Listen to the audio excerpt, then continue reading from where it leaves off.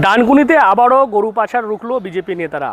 যেমনটা আমরা জানতে পারছি স্থানীয় এবং পুলিশ সূত্রে, গতকাল রাতে ডানকুনির বন্দের বিল সংলগ্ন এলাকায় একটি পার্কিং রয়েছে, কলকাতা পাটনা পার্কিং, এবং সেই পার্কিংয়েই বেশ কিছু লরির ঢোকা বেরোনোকে সন্দেহ হয় বিজেপি স্থানীয় নেতাদের, এবং তারপর তারা পুলিশকে খবর দেয় এবং পুলিশ গিয়ে দেখলে সেখান থেকে কিন্তু 11টি গরু পূর্ণবয়স্ক এবং 7টি বাছুর গরু উদ্ধার হয় এবং আটক করা হয় ওই গাড়ি চালককে। দেখতে পাচ্ছেন ডানকুনি থানাতে রয়েছি, এই যে দেখতে পাচ্ছেন লরি, সেই লরিতেই আমরা দেখতে পাচ্ছি যে প্রায় 11টি গরু পূর্ণবয়স্ক এবং 7টি বাছুর রয়েছে। যেমনটা বিজেপি নেতাদের অভিযোগ যে এভাবেই দিনের পর দিন এই যে পার্কিং, সেই পার্কিংয়ে বেআইনিভাবে গরু পাচার চক্রের একটা কাজ চলছিল। কারণ দেখা যাচ্ছে যে এখানে অন্যান্য যে গাড়িগুলো রয়েছে সেখানে শুধুমাত্র গরু, মোষ, এই সমস্ত পশুগুলো রয়েছে। অর্থাৎ কোথাও না কোথাও এই জায়গাকে ব্যবহার করে বড় বড় লরি করে ভিন্ন রাজ্য থেকে গরুগুলো আসে এবং তারপর এই পার্কিংয়ে সেগুলো ছোট ছোট গাড়িতে ভাগ হয়ে গিয়ে কলকাতা সহ বিভিন্ন জায়গায় সেই গরুগুলোকে পাঠিয়ে দেওয়া হয়। এমনটাই বিজেপি নেতা সুকান্ত মাঝি থেকে শুরু করে যারা ছিলেন তারা অভিযোগ করছেন। গরু উদ্ধার হলো, পুলিশ এসেছিল, কি ঘটনাটা কী হয়েছে? ঘটনাটা হচ্ছে দীর্ঘদিন ধরে নাকি এখানে এই যে পার্কিংটা আছে, এই পার্কিংটাতে বেআইনিভাবে গরু এবং মোষের গাড়ি আসে এবং খালি হয়, এটা খবর পাওয়া গেছে। তো আমাদের ছেলেগুলো কালকে রাত্রে সন্তোষ ভাই দেখতে পাই যে 5খানা গরুর গাড়ি বা মোষের গাড়ি একসাথে, গরু মোষ একসাথে এই গাড়িতে এদিকে ঢোকে। আমাকে ফোন করে রীতিমতো অবস্থা, আমি বললাম ঠিক আছে আমি আসছি। আমি থানায় ফোন করি, থানাকে খবর দিই। কালকে থানা এখানে আসে রাত্রেবেলা, আমার ভাই পাপ্পু আসে এখানে এবং সন্তোষ, দুজন মিলে ছিল। তারপর আমি এলাম রাত্রেবেলা, দেখলাম যে একটা গাড়ি এসেছে, বাইরের গাড়ি, সেই গাড়িটা এসে এই গাড়িতে মাল ট্রান্সফার হচ্ছে। এটা নাকি চিতপুর যাবে, ড্রাইভার যেটা বললো আমি শুনলাম। আমরা জিজ্ঞাসা করলাম যে ঠিক আছে, আমাদের তো অধিকার নেই ব্যাপারে দেখা। থানাকে জিজ্ঞাসা করলাম মানে কাগজপত্র দেখুন কীরকম কী ব্যাপার আছে, কাগজপত্র কেউ দেখাতে পারলো না। ড্রাইভার খালাসি যারা ছিল সব এখান থেকে পালিয়ে গেছে। পার্কিংয়ের মালিককে ডাকা হয়েছে রাত্রেবেলা, পার্কিংয়ের মালিক এখন পার্কিংয়ে আছে। যে সিকিউরিটি ছিল তাকে কালকে পুলিশ তুলে নিয়ে গেছে। আমরা চাইছি যে এরকম ধরনের যে অত্যাচার শুরু করেছে গোমাতার উপর, সেটা যেন বন্ধ হয় অবিলম্বে। আর এই পার্কিংটা কি করে এরকম ধরনের ব্যবসা চালিয়ে যাচ্ছে তার তদন্ত আমরা চাই এবং এই পার্কিংটাকে চিরকালের মতো বন্ধ করতে চাইছি। যে কেন এরকম ধরনের নোংরা করা হচ্ছে, আপনারা দেখেছেন যে কীরকমভাবে গরুর গাড়িটা, মানে গরুগুলো কীরকমভাবে গলায় দড়ি নিয়ে কীরকমভাবে ঝোলানো আছে, ওরা বুঝতে পারে না, সারা রাত ধরে দাঁড়িয়ে আছে, বসলে পরেই মরে যাবে গরুগুলো। তো সেই দায়িত্ব আমরা পালন করছি। আজকে পুলিশকে তুলে দেওয়া হয়েছে। আমরা গোমাতাকে রক্ষা করার দায়িত্ব কাঁধে তুলে নিয়েছি। যতদিন পর্যন্ত কোনো কোর্টে সুরাহা না আসছে বা কোনো আদেশ না আসছে ততদিন পর্যন্ত আমাদের তত্ত্বাবধানে থাকছে গরুটা। আমরা আমাদের খাওয়া দাওয়া এবং সুস্থভাবে রাখার একটা বন্দোবস্ত করেছি। তারপরে কোনো গোশালা পেলে পরে সেখানে পাঠিয়ে দেওয়া হবে। কতগুলো গরু উদ্ধার হলো? 11টা গরু আছে আর 7টা বাছুর আছে, একদম সদ্যজাত বাছুর। আপনি দেখতে পাবেন, আপনি দেখান। কি মনে হচ্ছে এগুলো কি পাচার হওয়ার? একদমই তাই, পাচারের উদ্দেশ্যই তো নিয়ে আসা হয়েছিল। তার কারণেই তো আমরা, যদি তাদের না থাকতো, যদি কাগজপত্র থাকতো তাহলে পালাতো না তারা কেউ। এরা কেউ নেই। যারা গাড়ি নিয়ে এসেছিল, 2-3টে গাড়ি আপনি দেখতে পাবেন দাঁড়িয়ে আছে এখন পর্যন্ত, ড্রাইভারগুলো পালিয়ে গেছে। পার্কিংয়ের মালিক বলছে আমি কিছুই জানি না, কিন্তু সব তারা জানে, সব কিছু গোপন করছে। আমরা চাইব আইনতভাবে যাতে এর ব্যবস্থা নেওয়া হয়। শুধু কি এই পার্কিং না, অন্যান্য পার্কিংও? পার্কিংয়ে চলছে, খবর আছে। আজকে একটা পার্কিং বন্ধ হয়েছে, আমরা প্রত্যেকটা পার্কিংয়ে ছাপা মারবো, দেখবো যে কোথায় কী হচ্ছে আদতেও। আর পুলিশ কালকে সাপোর্ট করেছে, সমর্থন করেছে আমাদেরকে। ওনারা এসেছিলেন, ওনারা দাঁড়িয়ে থেকে এই পুলিশের মানে গাড়িটাকে ধরেছে। ড্রাইভার একটা ড্রাইভার ধরা পড়েছে। তোর নামটা হলো? সুকান্ত মাঝি। কাল রাতে ঠিক 1টা বাজে 10 মিনিট বাকি আমাকে সন্তোষ ফোন করে, ও এইখান দিয়ে বাইক নিয়ে যাচ্ছিল। এর আগেও আমাদের কাছে খবর ছিল যে এখানেতে এইভাবে বেআইনিভাবে কাজকর্ম চলে। তো পুলিশ এখানে এসে 2-একবার এখানে দেখেছে, তারা তো ধরতে পারেনি। কিন্তু কালকেও দেখতে পেয়ে সঙ্গে সঙ্গে আমাকে ফোন করে। আমি বললাম যে কতগুলো গাড়ি আছে, তো 5-6টা দাদা গাড়ি আছে, তুমি একা যেও না, আমি থানাকে ইনফর্ম করি, সুকান্তদাকে ইনফর্ম করি, আমি আসছি। তো আসতেই দেখি এখানেতে ওরা গাড়ি থেকে, একটা বড় গাড়ি থেকে একদম মানে কি বলবো, যে যেখানে একদম মানে বস্তার মধ্যে যেন বেঁধে দেয় সেরকমভাবে গরুগুলোকে, মোষগুলোকে একসাথে বেঁধে নিয়ে এসে ছোটো ছোটো গাড়ি ট্রান্সফার করছিল। আসতেই আমাদেরকে দেখে বললো, যেহেতু আমরা ভিডিও করছিলাম, দেখে আমাদেরকে বললো দাদা এসব ভালো গাড়ি আছে, গরু কাগজপত্র আছে, সব আছে বলছিল। তারপর এক্ষুনিতেই যেই আমাদের এখানেতে থানা ঢুকেছে, সঙ্গে সঙ্গে নিমিষের মধ্যে রাতের অন্ধকারেতে এটা কোথায় চলে গেল তাদেরকে খুঁজে পাওয়া গেল না।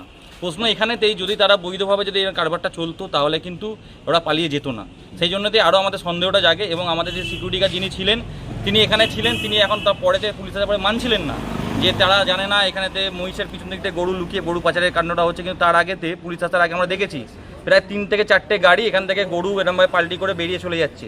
একটা গেট বন্ধ থাকা মানে পার্কিংয়ের মধ্যেতে সিকিউরিটি গার্ড যদি দায় না নেয়, যদি পার্কিংওয়ালা দায় না নেয়, তাহলে দায়টা কার?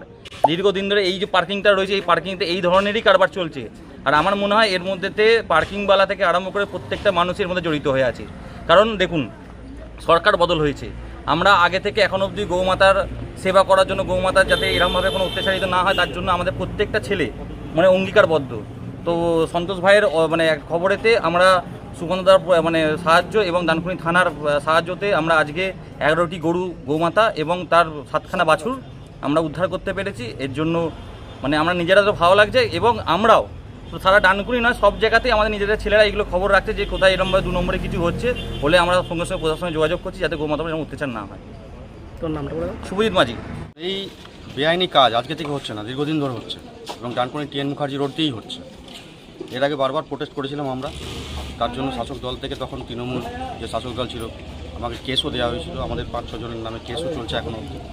এবং এই যে অবৈধভাবে যে গরু পাচার, এটা যে বর্তমানেও চলছে তার জলজান্ত প্রমাণ এইটা। গতকাল রাত্রিরে সুকান্ত মাঝি এবং এখানে যারা ভাইরা রয়েছে তারা এই ট্রাকটাকে রয়েছে এখানে। ডানকুনি থানা যথেষ্ট সহযোগিতা করেছে, ওরা নিয়ে গেছে। এবার দেখা যাক কী করা যায়, গরুগুলোকে সুস্থভাবে স্বাভাবিকভাবে যাতে রাখা হয় সেই ব্যবস্থা আমরা করছি। দেখুন, নিরীহ প্রাণী তাদেরকে যে অবস্থায় নিয়ে আসা হয়, এই প্রতিবাদটা বারবার করা হয়েছিল। ডানকুনিতে গরু উদ্ধারের ঘটনায় যেমনটা পুলিশ সূত্রে খবর, ইতিমধ্যেই গাড়িসহ গাড়ি চালক জ্যোতিষ মণ্ডল নামে এক ব্যক্তিকে গ্রেফতার করা হয়েছে এবং তাকে শ্রীরামপুর আদালতে পেশ করা হয়েছে। যেমনটা এই ঘটনা সামনে আসার পরই কিন্তু রাজনৈতিক চাপানোতর তৈরি হয়েছে, এবং যেমনটা তৃণমূল নেতা বা তৃণমূলের যেটা বক্তব্য যে আইনের পথে চলবে, সেখানে কিন্তু কোনোভাবেই কারো হস্তক্ষেপ করা উচিত নয় এবং আইন সবার জন্য সমান হওয়া উচিত। এবং আইন পুলিশ প্রশাসন আছে, তারা যদি কোনো রকম বেআইনি কাজ হয় বা গরু পাচার হয় সেগুলো পুলিশ প্রশাসন দেখবে, এমনটাই কিন্তু তৃণমূলের বক্তব্য। অন্যদিকে এই যে ঘটনা, সেই ঘটনা নিয়ে দেখা যাচ্ছে বিজেপির মণ্ডল সভাপতি নন্দকিশোর হালা, তারও একই বক্তব্য যে গরু পাচার বা বেআইনি কাজ সেগুলো দেখার দায়িত্ব পুলিশ প্রশাসনের, সরকার সেগুলো দেখবে। দলীয়ভাবে কিন্তু দলের কারো কোনো এখতিয়ার নেই এইভাবে কিন্তু এই সমস্ত কাজগুলো করা। ডানকুনিতে গরু উদ্ধার হয়েছে, গরুর গাড়ি বিজেপি নেতারা করেছে এবং পুলিশ যাকে যে গাড়ি চালককে গ্রেপ্তার করেছে তার নাম হলো জ্যোতিষ মণ্ডল। কী বলবেন আপনি? যে জ্যোতিষ মণ্ডল, তা ঠিকই তো আছে। রাম মন্দিরের দান সনাতনীরা দিয়েছে, আর সনাতনীরা চুরি করেছে, অন্য লোক জিজ্ঞাসা করবে কেন? এ আমার কথা নয়, বিজেপির নেতাদের কথায়। তা গোমাতা যাদের, আবার সেই গোমাতাকেই এক সনাতনী জ্যোতিষ্ক মণ্ডল না জ্যোতিষ মণ্ডল বলছেন, সে বিক্রি করার জন্য নিয়ে যাচ্ছে, উদ্ধারও করছে এক সনাতনী, সেটা তো সনাতনীদের মধ্যেই রয়েছে। শুধু একটা কথা বলি, যে একটা অদ্ভুত পরিস্থিতি চলছে। আজকে আপনাদের মাধ্যমেই জানতে পারলাম, যখন সকালবেলায় দেখলাম যে এরকম ঘটনা ঘটেছে, সেখানে একটা সম্প্রদায়ের বিরুদ্ধে কিভাবে কমেন্টস করা হচ্ছে। কিন্তু আপনাদেরও বলবো যে আপনারাও প্রকাশ করুন যে এই গোমাতাগুলোকে বিক্রি করার জন্য কে নিয়ে যাচ্ছিল বা কে নিয়ে আসছিল। তার নাম জ্যোতিষ মণ্ডল। যারা গোমাতা বলে তারাই গোমাতাকে বিক্রি করতে চাইছে। আমি রাজ্য সরকারকে বলবো, বিশেষ করে মাননীয় মুখ্যমন্ত্রী শুভেন্দু অধিকারীকে বলবো যে আপনি আমাদের দেশের প্রধানমন্ত্রী বিশ্বগুরু নরেন্দ্র মোদীকে বলতে যে অবিলম্বে গোমাতাকে জাতীয় পশু ঘোষণা করতে, জাতীয় পশু। তাহলে যদি গোমাতারা রক্ষা পায়।